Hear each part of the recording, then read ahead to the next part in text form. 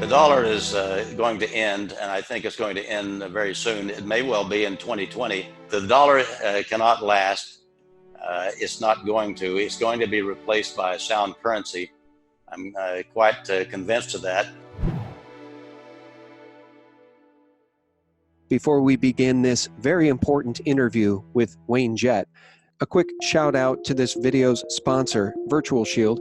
Are you using a VPN to watch this video? Well, if you're not, you should. Virtual Shield is one of the best VPNs in the world. And frankly, if you're not using it, some of the creepiest people in the world, like Zuckerberg, Jeff Bezos, and Bill Gates, are getting to see everything that you're doing on a daily basis on the internet. Where you shop, who your family and friends are, your location. And the only real protection to combat these digital tyrants is the use of a VPN. A virtual private network is a server that you can log on to before you browse the internet to basically mask your identity, your IP address. And it's not complicated. Watch. You just sign up for a free 30-day trial of Virtual Shield VPN. Download it, just press a button, and you're protected.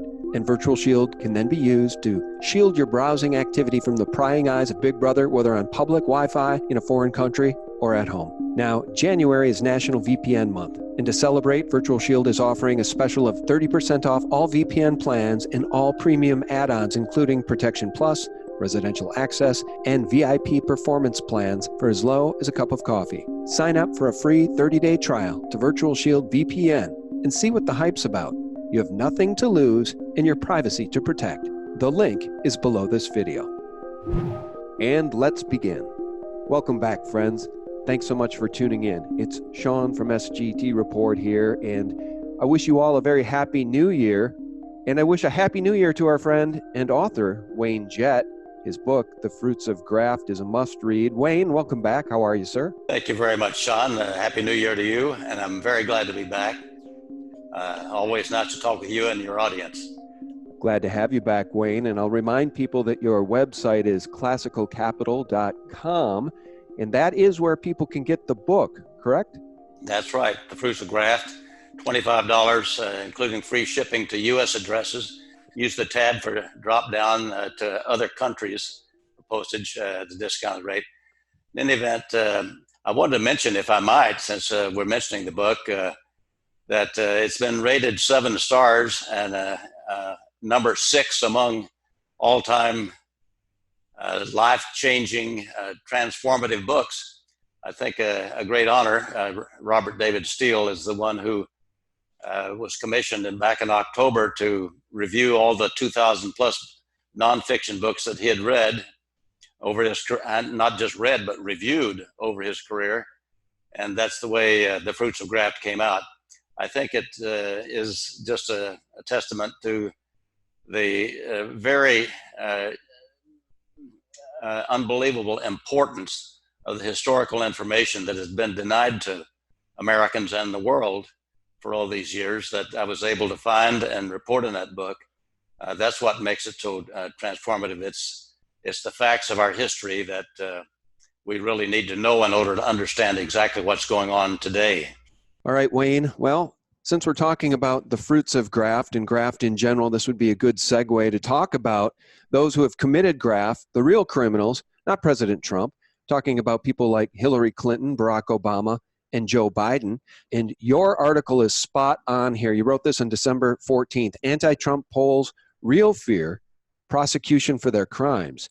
And I'll scroll down, crime and punishment. So now we address the real cause of enmity present in the no-holds-barred effort to remove Donald Trump from the U.S. presidency, despite the fact he was elected by a substantial majority of electoral votes cast, as provided by the national Constitution.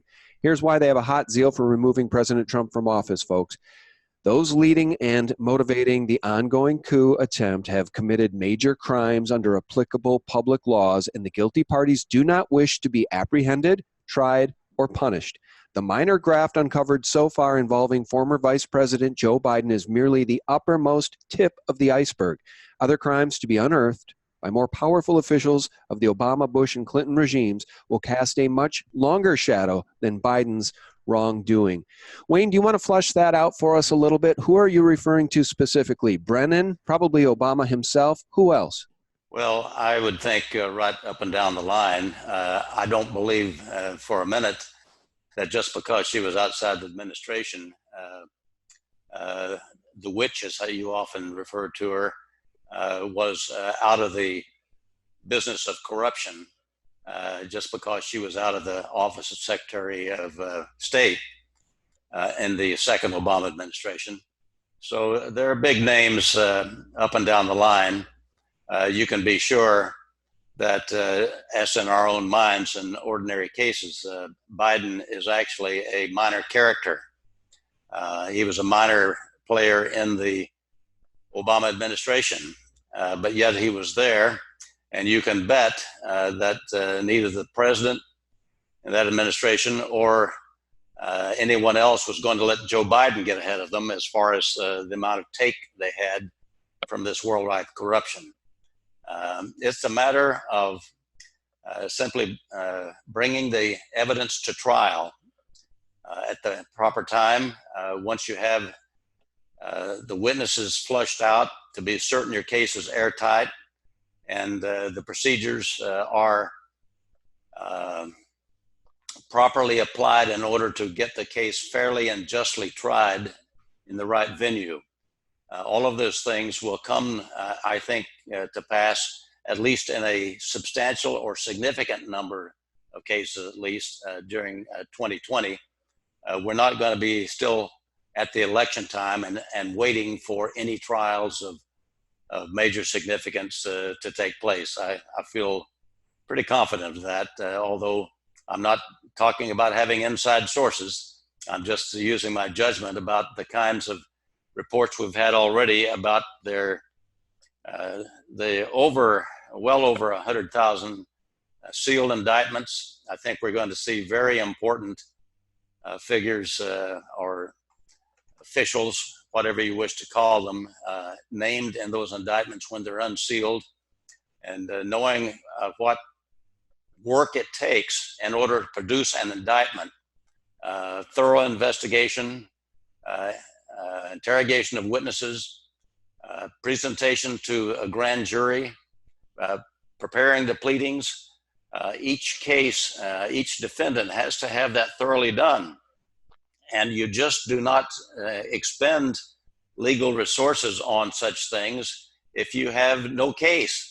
So we're going to see a great many criminals brought to justice, and I think they're going to be focusing on the top people, not the little bitty people. So I think we're going to see some of that, but we'll also, I think, see political initiatives as well. But we're long past the time. I'm sure many of your listeners agree that people ought to be brought to justice. We have de facto had a very unjust justice system in terms of the little people carrying the load in terms of being punished severely. But the big guys walk away very, very wealthy, and big women, I might say. Right. We've got high office holders in that category as well. Well, the Obamas just bought a $9 million mansion, I believe, out in the Hamptons. I mean, it just never ends. And then they get their payoff with a $100 million Netflix deal. And I'm not saying they got all of the $100 million. I mean, but certainly these people get paid off after they leave office. And in the case of Hillary Clinton, she gets paid off while in office, the Clinton Foundation. Let's see what President Trump has to say about all of this. The president says a lot of good people were taken down by a small group of dirty, filthy cops, politicians, government officials, in an investigation that was illegally started and that spied on my campaign. The witch hunt is sputtering badly, but still going on, Ukraine hoax. If this had happened to a presidential candidate, a president who was a Democrat, everybody involved would long ago be in jail for treason and more, and it would be considered the crime of the century, far bigger and more sinister than Watergate. I find it very interesting that the president has once again used that word, treason. That's not a word that the mainstream media will use because they know the guilty parties involved here, the Democrats, the CIA operatives, the CIA itself, John Brennan. They know that these people are guilty of treason, but they don't want the American people to know that, Wayne. So, Well, as we I look, would just volunteer on that, treason is not too strong a word. What you're talking about in those circumstances is a deliberate, carefully planned effort, um, fully implemented to attempt to overthrow the election and service of a president of the United States. If you can't define that as treason, there is no such thing as treason. That is the ultimate. It is a coup d'etat, except it's just done in the dark as opposed to having villains of one kind or another come out and shoot your president. So it's the kind of thing that a government of the people that presents itself as fundamentally put into place and into power by action of the people through their votes cannot stand if it allows this kind of thing to happen and just says it's politics as usual. So it's most certainly, people might say, oh my goodness, he uses such strong language and such severe terms. Well, in my estimation, the cases I've seen are carefully chosen terms that are fully applicable. They certainly don't come anywhere near being too severe when you're talking about through subversion, behind the scenes, overthrowing an election and removing a president from office that the people have chosen. well, that's right, Wayne. And let's talk about 2020. Let's talk about the Durham investigation. There's that famous clip of AG Barr talking about how people lament the fact that none of these criminals have been arrested yet. And he said that these things take time. And he was talking about the investigation into these crimes. Now, the Barr-Durham investigation is officially a criminal investigation. And I would be shocked, and I don't say that lightly because I think justice must be served and these men know it.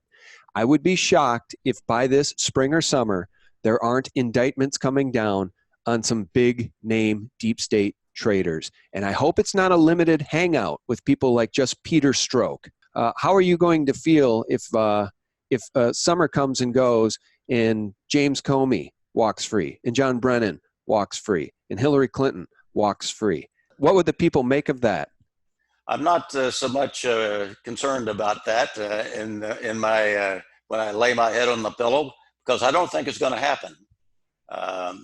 As a matter of fact, if no one higher up than Comey were to be tried, convicted, and sentenced, I would feel that we haven't reached the people that have to be reached. And let me tell you, just for example, the Biden case.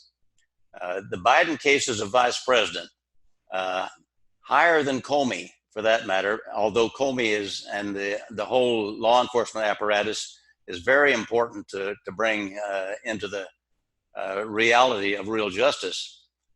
But Biden is still a small fry compared to all that has been going on and the depth of the crime. It's not all just money, as you well know, and your listeners, I'm sure, are well aware of that.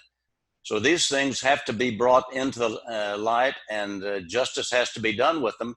It's not going to pass. If it does, then we've turned out to have another presidency in which they've gone along to get along or made compromises that are just too severe. And I don't think it's going to happen. I'm not predicting that it's going to happen that way. I think too much is on the line. And here's the deciding factor. Are we going to be able to beat the globalist cabal? Are we going to be able to destroy them and to end their power over the world? If we can't do that, then yes, we'll fall short. But that is the campaign, the task I'm feel convinced that is underway. It's not a campaign to get a few politicians and make the Republicans stronger for a while, because the Republicans have been on this, the Republicans in name only, the rhinos, Those are the establishment people. That's the respectable name for being on the payroll and on the under the full influence of the global cabal that has run the world since at least the year 1000 and very likely before that. So that is the historical moment to which we have arrived, believe it or not. And I'm not backing off from that point of view. There's nothing I've seen that convinces me of that. It's a matter that the globalists still have not been pulled from power. They still are exerting influence through what's now often called the deep state that operates in various other parts of the world. I include Iran in that situation. I think they're very much in the same nature as, for example, North Korea, that were under the control of the so-called deep state that is much an operative in North Korea as it is in the United States of America, that is in controlling so much of our government behind the scenes and creating wars when we don't need them, creating wars and taking payments and pilfering trillions of dollars for purposes that never see the light of day in terms of a full and fair hearing before representatives of the people. That's the kind of conflict that we're involved in here. So just a few scalps on the wall from middle to high placed people in the US government is not going to do it. I feel sure that's the case in terms, for example, of what would be accomplished in the second 4 years of President Trump. If Lord willing, we are able to arrive at that point later this year. I feel confident we will arrive at that point, but nevertheless, this is a major undertaking. It's not going to be done overnight, and overnight is more or less what you might call what we've seen so far, but at the same time, we've had 3 years almost of this very deliberate and well-planned and well-executed campaign by the Trump people, those supporting him, those protecting his safety, those trying to execute the plan of removing these entrenched vipers. That's correct, from power the world over. They're not just in the United States, a lot of different countries, but we've made some big steps, I think, already. Yeah, and I want to remind people that these entrenched vipers are all over Washington, D.C. Obama's NCS holdovers finally booted after 3 years of nonstop leaks. Leaks of President Trump's conversations with foreign leaders and other damaging disclosures likely originated with anti-Trump officials in the White House. And I'm going to go over and we're going to share this piece of news from 3 days, 3 nights, just to give people perspective. Trump downsizing the White House National Security Council from 450 to 120 this year, back to pre-Obama size. Bye-bye, bureaucrats. I just share that with people, Wayne, because I want people to understand how widespread the deep state is, how entrenched the anti-Trump forces are in Washington. And it's very hard to clean house in just 4 years, 3 years, 2 years. He couldn't do it overnight. So that's why I am very thankful that Durham and Barr exist and actually appear to be interested in bringing justice to those who have committed high crimes and misdemeanors. And let's just remind people, what is a high crime and misdemeanor? And who is guilty of the high crimes and misdemeanors? Not President Trump. Most certainly the case. We're talking, obviously, a high crime is treason. Attempting to subvert the state, to overthrow the state, to do damage in such a way as to call into, to put in danger or to take the lives of people serving the proper functions of government, either in foreign lands or otherwise, when it's done for an illicit or unauthorized purpose. Those are the kind of things that are either treason or close to it in terms of the misuse of military. The report, for example, just in the last couple of days about the discovery that military contractors in Afghanistan have been making regular, substantial payments of money to the Taliban in order to leave them alone and not harm them in their installations there in Afghanistan, knowing that those funds that they're paying for protection would be funding the Taliban to attack our soldiers and the military personnel serving the missions that they've been assigned to by our government.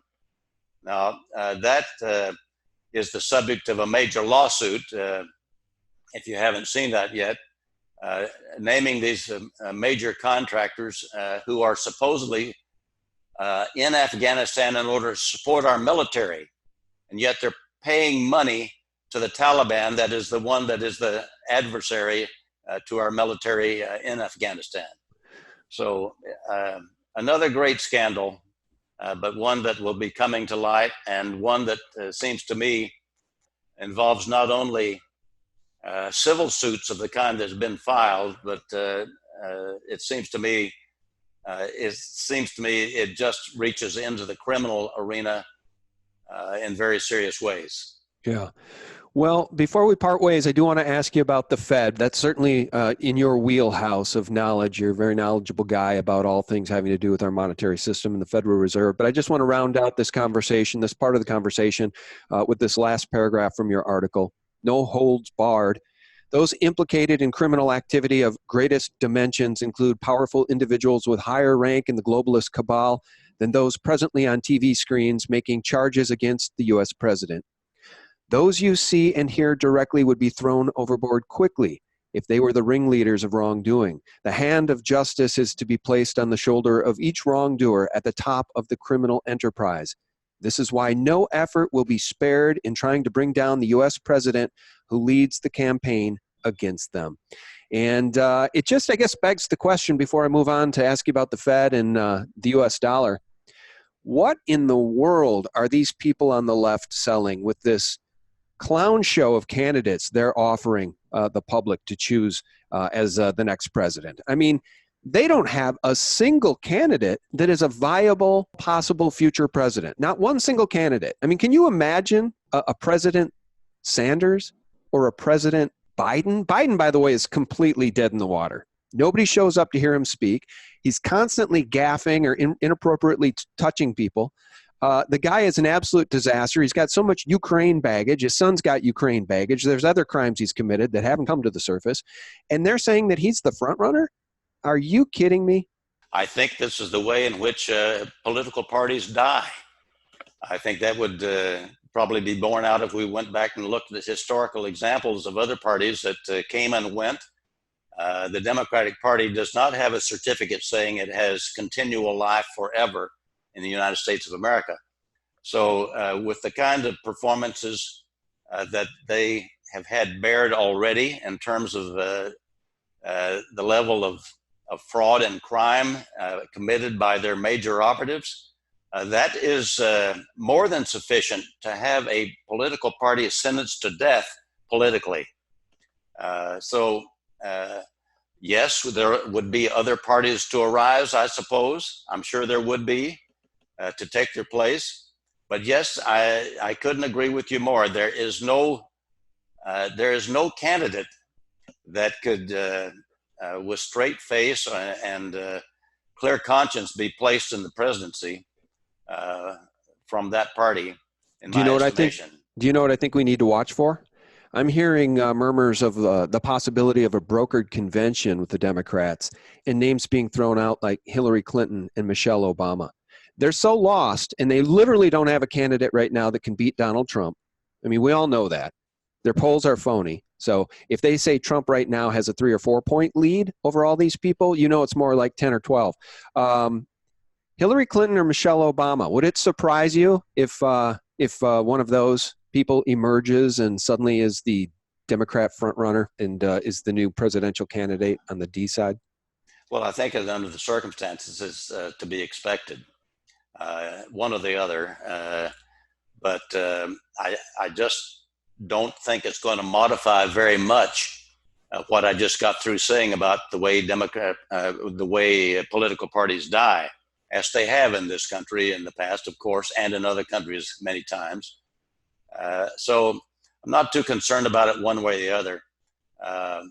The concern and the focus needs to be the progress and the continued focus of the Trump presidency.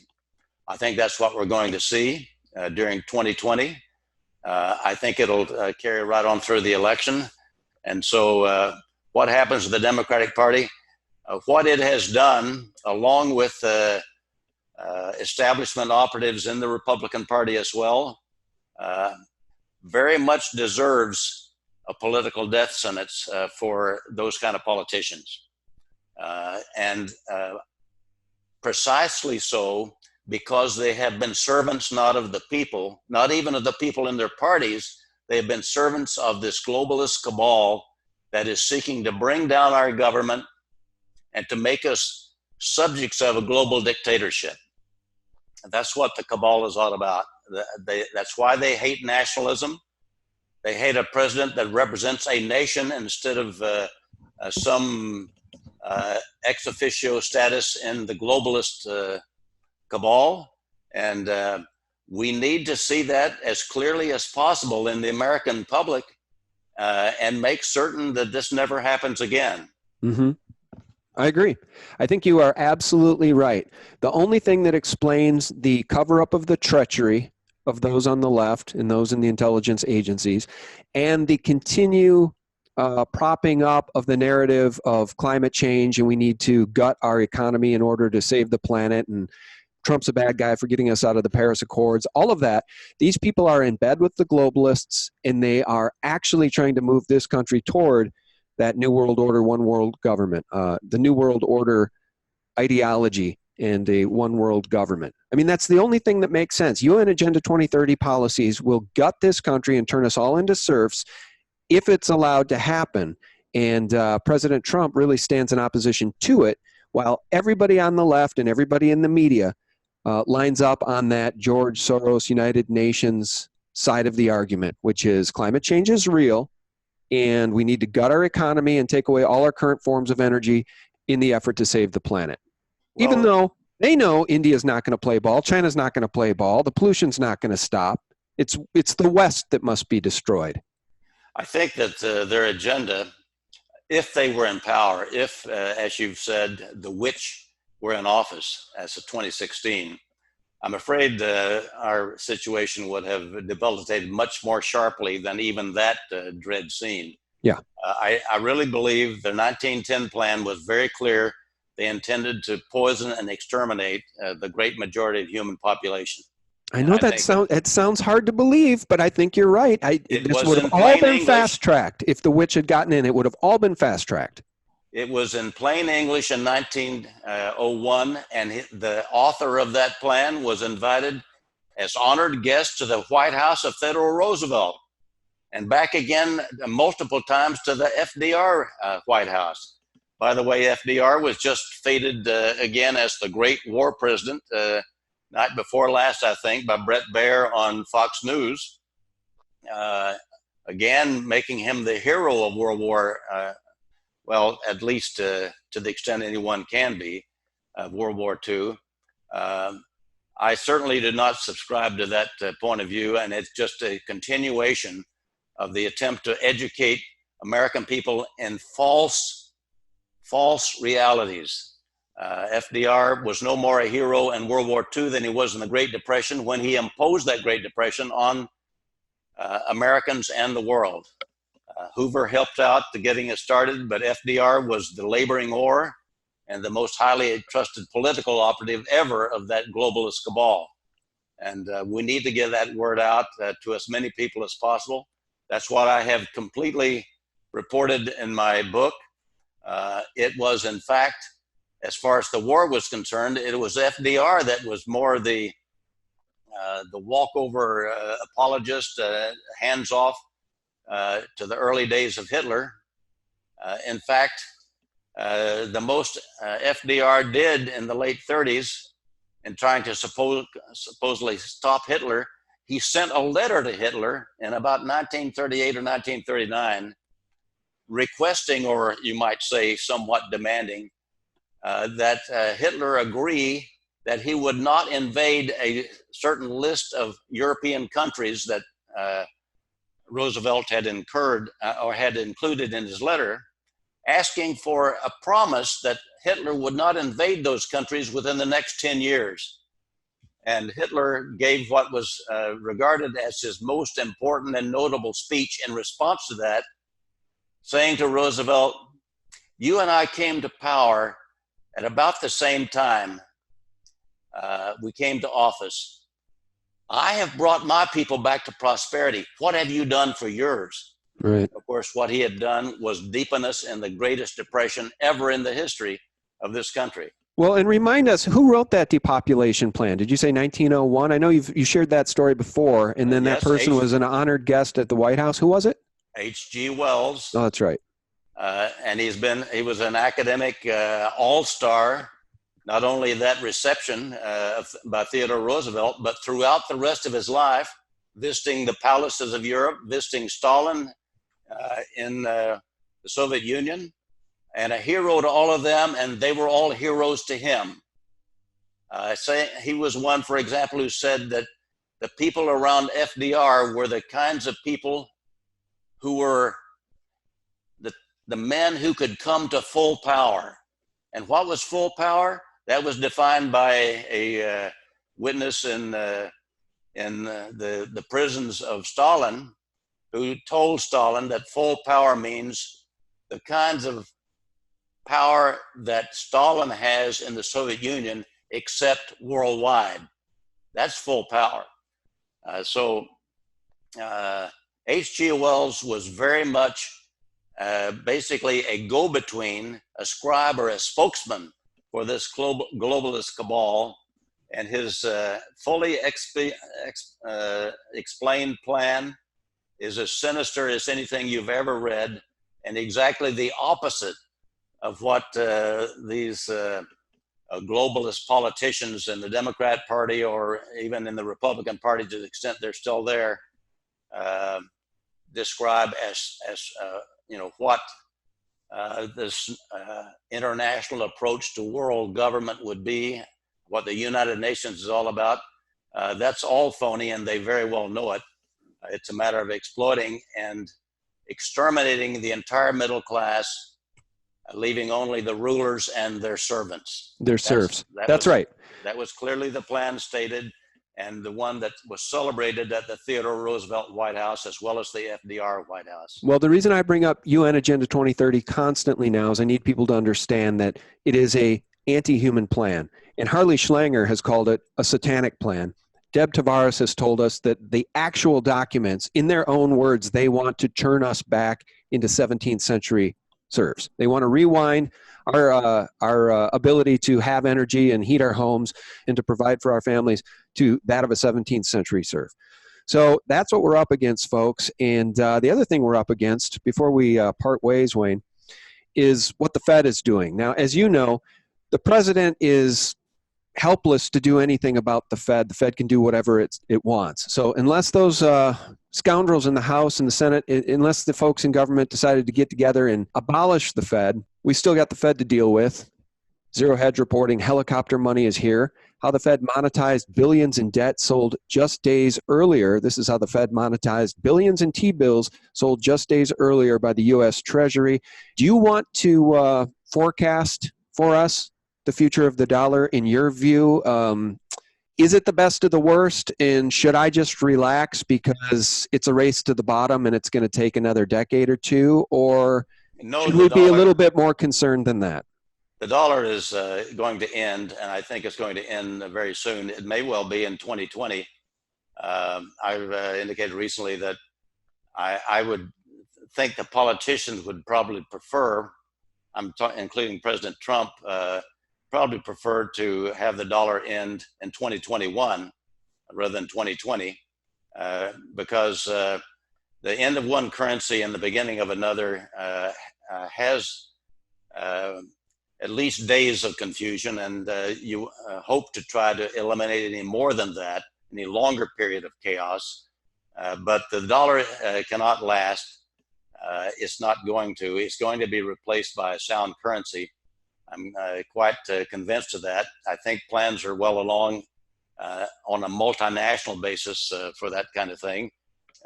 No, I don't think the President Trump has his hands tied about what to do about the Fed. The so-called Federal Reserve note is a fiat currency, and it's going to fail. The question is whether the Fed can make it fail in order to hurt the re-election prospects, if they think that would work. My guess is that the president is probably far enough along that he would be in a position to go ahead and replace the currency. And he can do that certainly on an emergency basis with an executive order. The Federal Reserve is a privately owned bank that is really controlled by the Federal Reserve Bank of New York, which is in turn owned and controlled by the big international banks that reside on Wall Street. They're really worldwide. They're global. They're globalist institutions rather than American big banks. I have indicated recently that the circumstance at the Federal Reserve is so terrible in terms of what our banking system has come to, that Dodd-Frank Act passed in 2010 made the Federal Reserve the regulator of all banks in this country, including, of course, the banks of Wall Street. And that's like, the Federal Reserve is actually the tool of the banks on Wall Street. And yet now, officially, the Fed is the regulator of the banks on Wall Street. So obviously the banks on Wall Street just tell the Fed what to do to regulate them, and they have their own way. There's not going to be anything done about them by the Fed for sure. But let me just give you this example. Since 2010, first we had the reports that the big banks were engaging in speculation in interest rate derivatives in the sums of trillions of dollars. That went on for years, and they kept mounting to trillions of dollars and trillions and more trillions in exposure to interest rate derivatives, I think protecting against the bond market falling. But obviously a great exposure financially to those banks. And then what do we have more recently? We have reports that the big banks of Wall Street, as well as Deutsche Bank and so forth, the international big banks as well, have been doing business of a type that basically I would call a business insurance business on the part of the banks, in which they accept premiums in order to accept contractually the business risk of these major separate business corporations. So business corporations, in effect, offload their business risk and whatever they're doing business in, they offload that onto the big banks and basically pay for it as an insurance premium, which gives the big banks current income. But what does it expose? Does it expose the bank account holders in those big banks? All of the big bank depositors would have their bank deposits used as, in effect, the risk capital of those big banks. And therefore, by saying that those trillions in business risk derivatives, again, we're in the tens and hundreds of trillions of dollars of exposure. For example, on this business risk insurance, Deutsche Bank is over $40 trillion itself. JP Morgan Chase, Citibank, right up and down the line are all over $40 trillion. I don't have the exact numbers for each of them in mind, but anytime one of those banks blows, you have an automatic financial crisis because it obviously has many bank account holders across the US. The Congress gets in the act by saying, oh, this is a national crisis, and somehow or other they get bailed out. But obviously there's got to be a different game plan this time.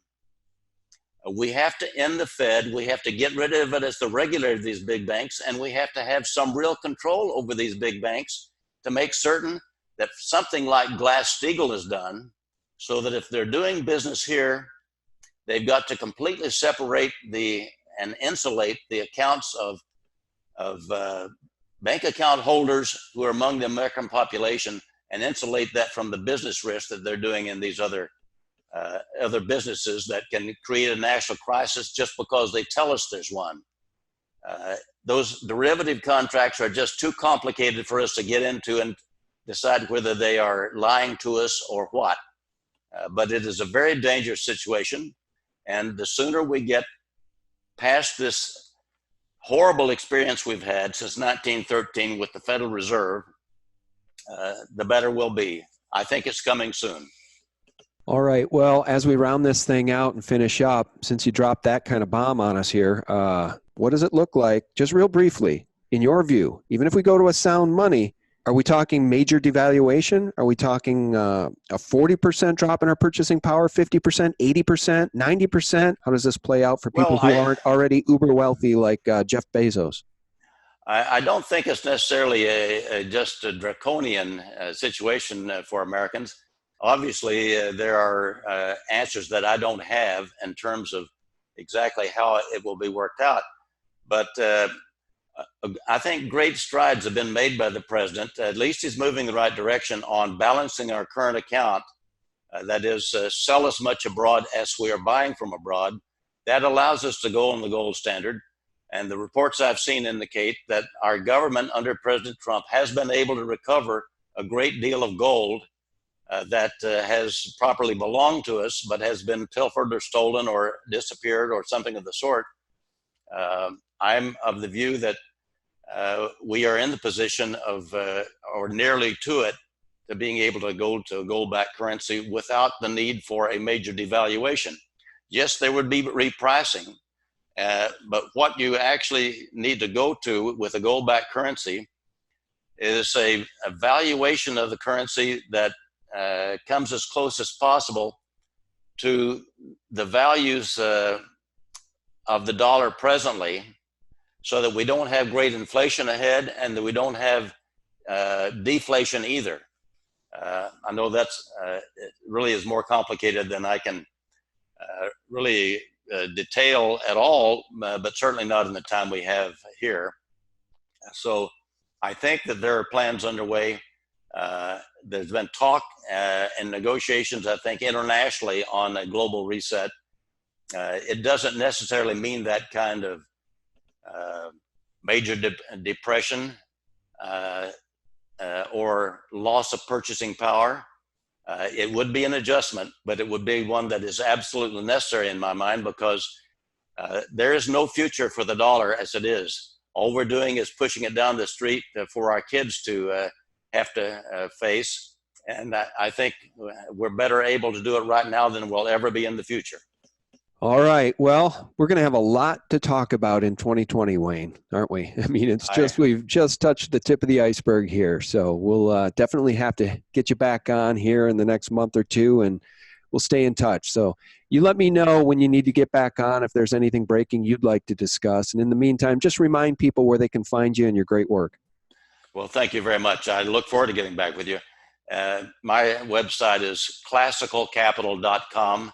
Call it classical capital because I regard myself as a classical economist, classical economic theory. Classicalcapital.com. My book is there, and it's easy to find. So please visit, and I'm always happy to have great responses from your audience in the past, and I thank you very much for having me on. Yeah, you're welcome. It's my pleasure. Thank you for coming on. And you're right. We do have the best audience out there, and used to be a much bigger audience, but now YouTube's algorithms are absolutely destroying this channel. So whereas we used to get 100 to 200,000 views per video, now we're averaging somewhere around 50,000, and the subscriber count has been absolutely capped. I see the same thing happening with Mark Dice. I mean, the guy's got 1.5 million subscribers, and his average video count is 250,000. How does that make any sense? It doesn't, but that's what we're up against. So a special thanks to my patrons. From the bottom of my heart, thank you. You people are so special, and you're really keeping us in the fight for truth and real news, so that I can continue no matter what YouTube does to try to stop me. You can also find me, SGT Report, over on BitChute, so please do that, folks. Head over to BitChute, find SGT Report, simple Google search, or use Bing. Use Use the Brave browser, frankly, anything other than Google's Chrome, to find me over on BitChute, SGT Report. And for real news 24/7, you guys can find us always directly, 24 hours a day. Real news. All day long, we're putting up new stories and articles. And my latest 3 videos, always stickied at the very top of sgtreport.com. The antidote to corporate propaganda and mockingbird mainstream media lies. Thank you, one and all. Happy 2020. God bless. Bye-bye. As father of Navy SEAL Ty Woods, who was killed in Benghazi, Libya, I would like to personally thank President Trump for his clear and decisive action to rescue the Americans under attack at our U.S. Embassy in Baghdad. If Donald Trump had been president on September 11, 2012, instead of Obama or Mrs. Clinton, my son Ty would be alive today. Charles Woods.